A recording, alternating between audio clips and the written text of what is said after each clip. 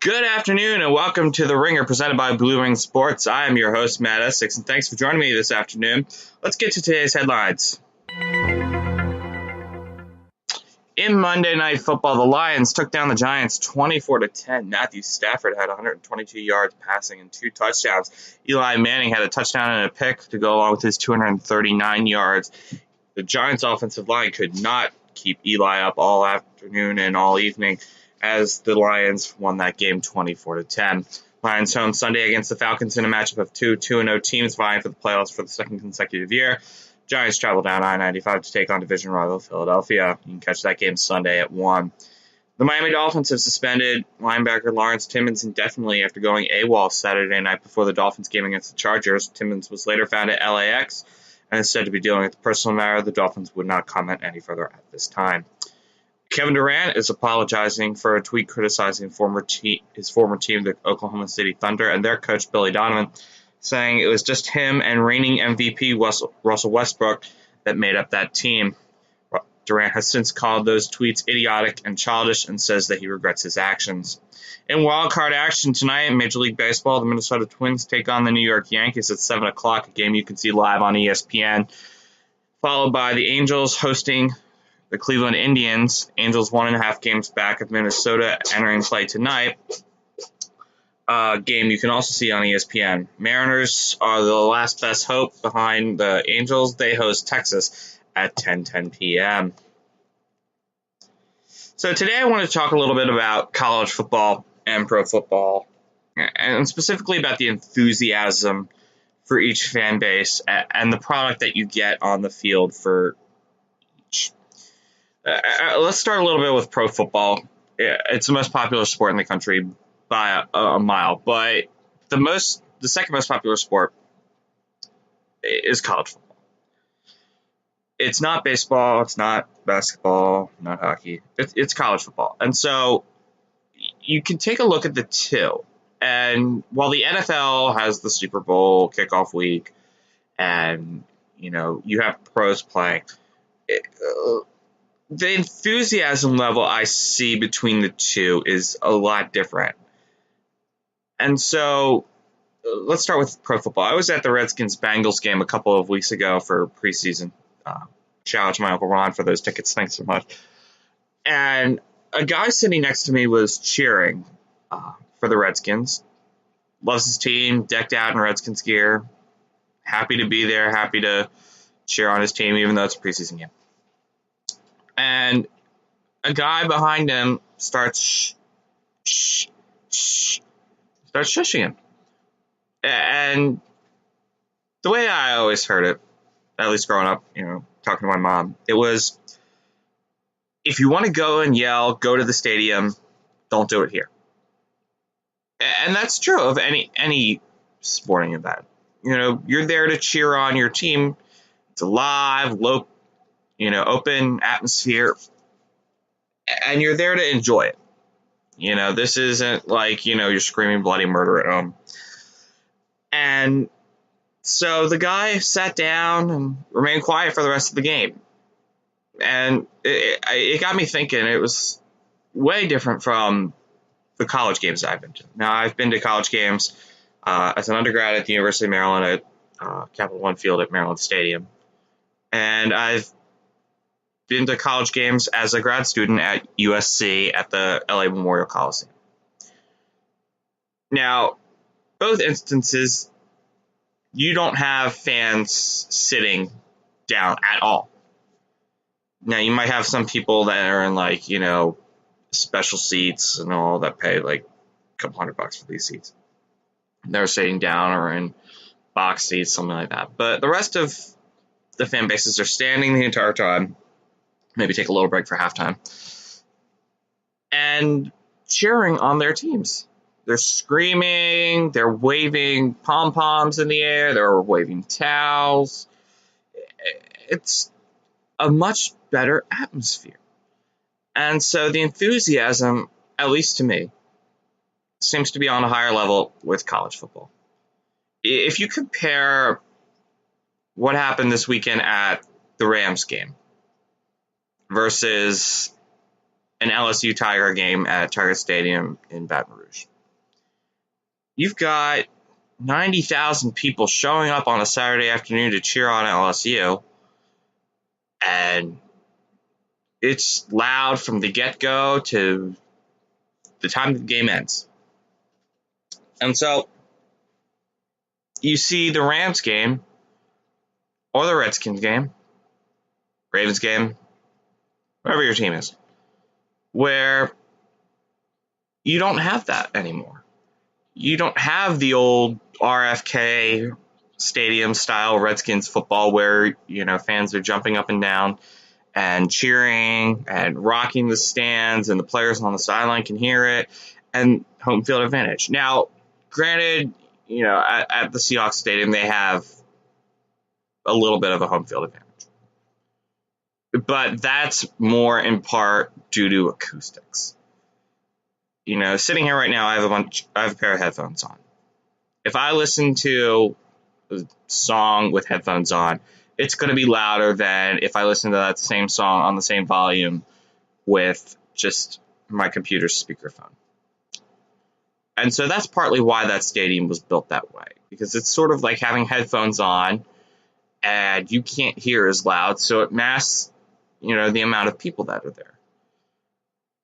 And the thing about pro football with enthusiasm is you might support your team and all, but a lot of times when you go to these games, you're just sitting there and say, oh, nice play. Oh, touchdown. Hey, he scored. Yeah. And clapping your buddy's hand at the game, clinking a beer together or something like that. And it's a lot different in college.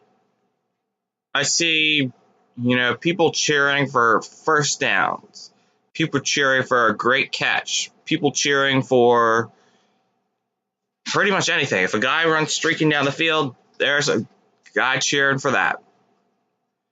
And the atmosphere, I don't know what it is, but tailgating atmosphere. Now, you can see people tailgating at, events. I know the parking lots on Russell Street down in Baltimore for Ravens games are always packed full, early guys making crab cakes, breakfast, all sorts of stuff.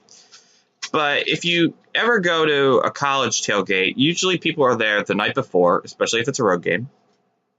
And they're there in their RVs, flags waving high, especially a couple of fan base I'll point out right now. Ohio State. Like, love them or hate them, Ohio State has one of the best traveling fan bases around. I remember a couple of years ago when Maryland played their Big Ten opener against Ohio State. There were arguably more Ohio State fans at that game than there were Maryland fans. And you could tell it in the parking lot. There were so many Buckeye fans, they're there cheering on their alma mater, girls going from 6 a.m. for a noon start, and people show up and support these teams. And it's really kind of interesting when you see how well those players play. And so this is going to shift us now from enthusiasm to product. Go over the weekend. Let's start with college. Deontay Burnett, he's a USC wide receiver, in case you didn't know. He dove for a touchdown against Texas. There are a lot of good players in the NFL that make catches like that. But more often than not, you're not going to see players diving for a touchdown unless they're someone like Odell Beckham Jr., maybe a little bit of Cole Beasley in there. You're seeing a lot more of players playing for themselves. And so the product you get in the college game, I argue, is a lot better. It's a lot faster. The game moves at a much better speed than the NFL. NFL games, they're happy that the games are taking less time, but still it's taking on way too much time. And especially when you're sitting there watching two, let's just say, teams. Like I was watching the Ravens Browns game over the weekend. And everybody loves their Ravens in this town, and everybody is like happy and cheering on, saying 24-10. This game is great. This game is awesome.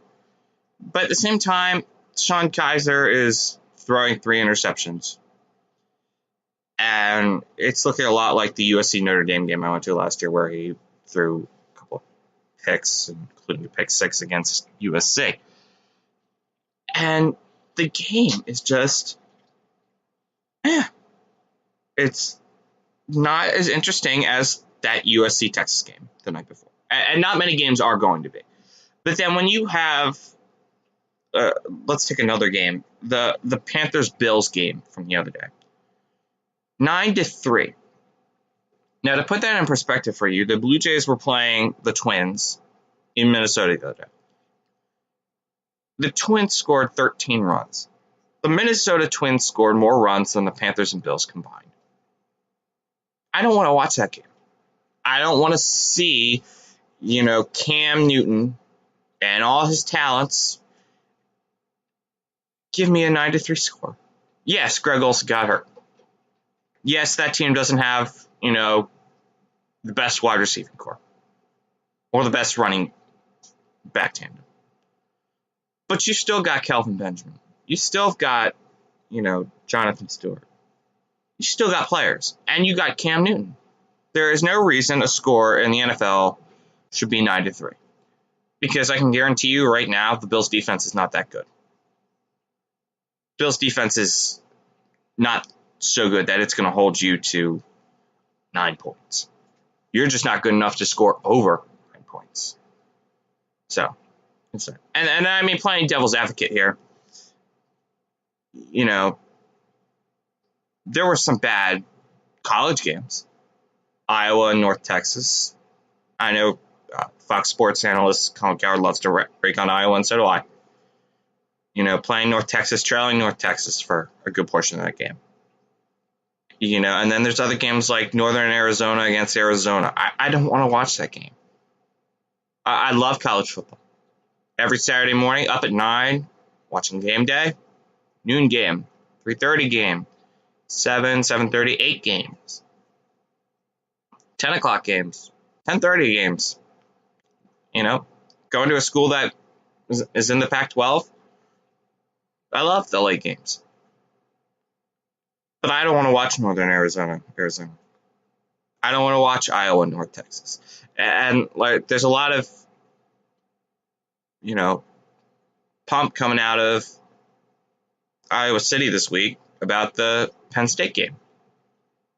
It's primetime Saturday Night Football on ABC. Iowa's going to get creamed. Iowa is going to get creamed. And they were saying, well, why don't you have college game day here in Iowa City? Well, why are you having it in Manhattan? Well, because Manhattan, you're going to get a good fan base there of people that never get to see college game day anymore. And that don't feel like dealing with Iowa, Penn State.